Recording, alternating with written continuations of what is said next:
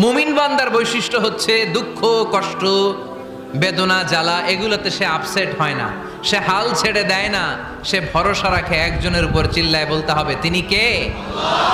কারণ মুমিন জানে রাত্রি যত গভীর হয় অন্ধকার তমানিসা ভেদ করে সুবহে সাদিক হয়।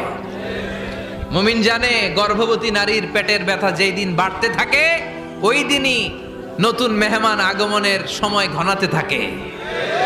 মুমিন জানে তার জীবনে দুঃখ কষ্ট বিপদ যত বাড়তে থাকে সুখের দিন কাছে আসতে থাকে।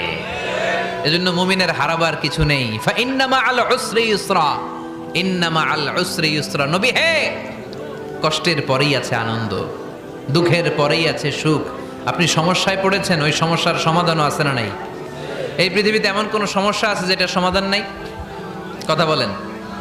সমস্যা তৈরি করেছে কে? আবার সমাধানও দিয়েছে কে? আল্লাহ ডাজন্ট ক্রিয়েট